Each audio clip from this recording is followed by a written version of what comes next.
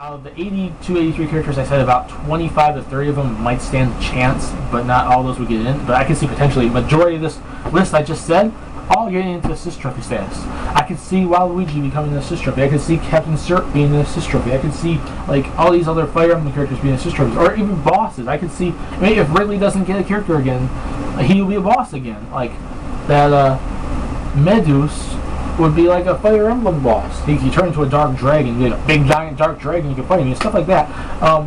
I tried to be as going through all the different franchises as possible and trying to go completely and utterly through the Wii and DS library as best I can in some, 3DS stuff. But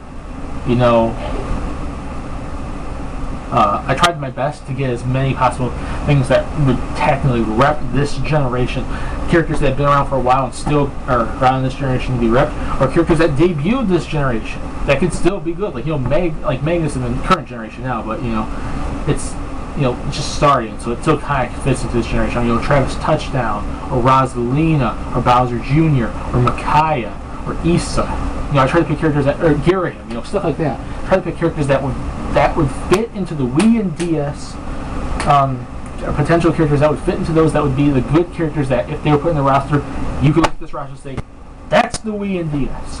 That's the Wii and DS right there. This roster almost perfectly reps all the big stuff from the Wii and DS. It gives more Zelda, it gives more Mario, it gives us Sin and Punishment, it gives us Golden Sun, it gives us Xenoblade, it gives us Advance Wars, it gives us Retro, it gives us third party. These potential newcomers, if they were on the roster, they can give you that feeling. And that, because that's the systems, the Wii, DS, and 3DS are the systems they're going to go with for potential newcomers, except for Retro. And I named quite a bit of Retros in that list.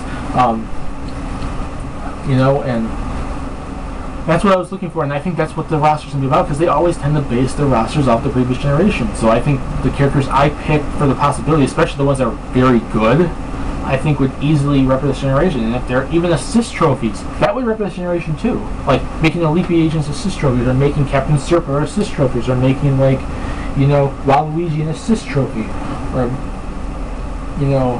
like Medusa a boss, or Ridley a boss, or Adam Malkovich a potential boss, not a boss, potential assist trophy, or character, stuff like that reps this generation, and some of them can go into older representations on Nintendo's part, or even third party too.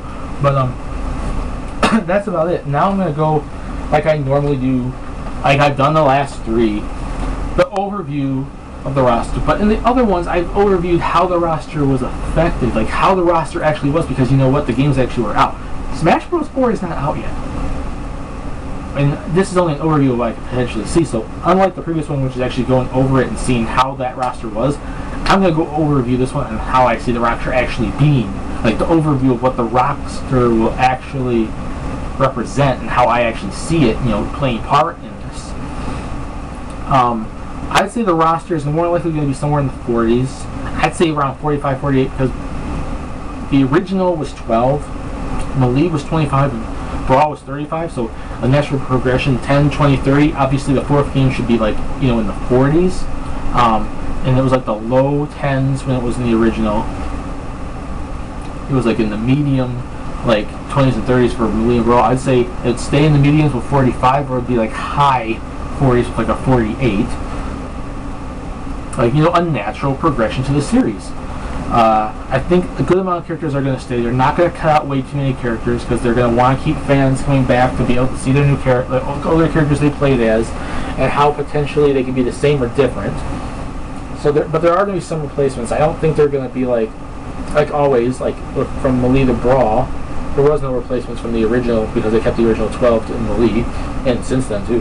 Don't expect those guys to go anywhere. The original 12 are going to stay forever. But there are going to be some replacements. So expect maybe someone like Pokemon Trainer, someone like Lucario, Snake, probably Lucas or Ike or someone to actually get the boot. And I think a good amount of newcomers will be added. I think Sakurai is going to want to add a good amount of newcomers to rep the Wii and rep the DS for the characters that weren't in Brawl or weren't in the League. Like the characters that either returned this generation or debuted this generation or made it big this generation, stuff like that. I think he's going to make a decent amount of good newcomers this time to the roster. And then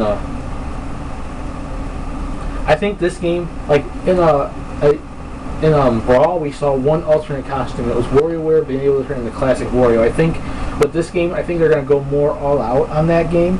So I think we're going to see more alternate costumes. I could see Mario with Dr. Mario. That's the only way I could see Dr. Mario ever getting back in. Mr. L for Luigi, and you know, for the Mii's, their typical outfits normally, but they could have like the Mario outfit they had in Mario Party, 8, or like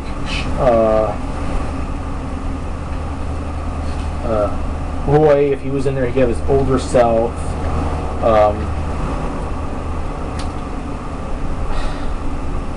Like a lot of things, like Impa could be your older self from Ocarina of Time 3D or something, alternate costumes for their alternate selves. But what I also see happening, potentially, they haven't done this at all in a single Smash Bros. Game yet, but I can see them trying to do this with this. Don't take my word for it that they will. I could definitely 100% see the alternate costumes idea, for sure. Like, they started with Wario, but they think they're going to have to go all out this time. But, I think this game might also have alternate characters. I see it, you might say, what's an alternate character? Why would that be different than an alternate costume? Alternate costumes are typically the same character as separate characters. Alternate character is an entirely different character that's a costume for a character on the roster.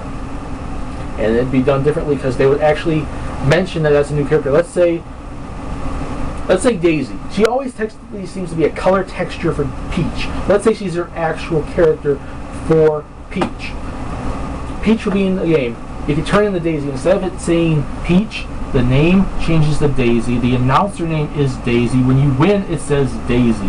The character is Daisy. It's not an alternate skin color. It's an actual alternate character that is Daisy. She shares the same moveset, obviously, to Peach, but she's Daisy, not a colored, darker skin, colored, yellow dress Peach. And to make it a little bit differently, I think they probably, for characters that are alternate characters, we could possibly see different voice actors, like, to actually represent that character instead of having, like, Daisy sound like Peach, or a certain other character sound like another character there. And then, where it might make sense, they'd have different win music. Like, let's say if you play as Daisy and you win, it wouldn't be the same win music as if you won as Peach. There would be a specific win music for Daisy. That's what I say. Or something like this. Like I said, Roy could be an alternate character for Marth. Chrom could be an alternate character for Ike, or vice versa. Saki could be an alternate character for, Issa.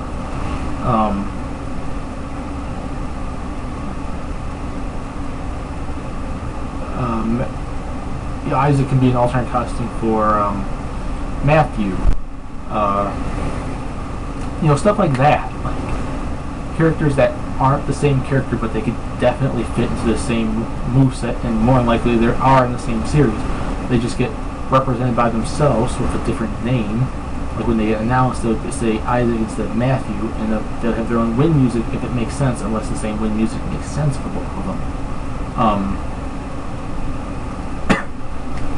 And then there's stuff like that. I see that happening. I definitely see the alternate costumes happening for sure, but the alternate characters, I see that happening because that would be a good way to toss in more characters while not boosting the roster to like 60, 70, 80 stuff. Like keeping it basically like characters that make sense, like in that moveset. That kind of thing.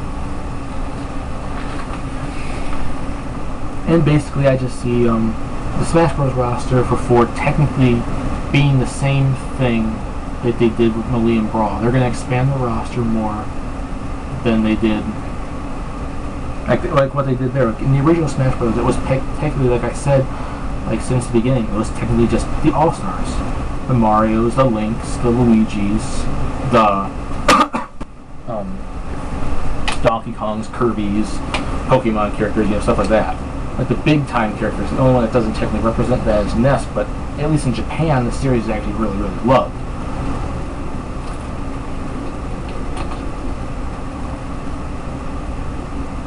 Then when it came to Melee, and especially when it came to Brawl, they expanded that so much more. They started giving female reps, because outside Samus, she was the only female character in the beginning.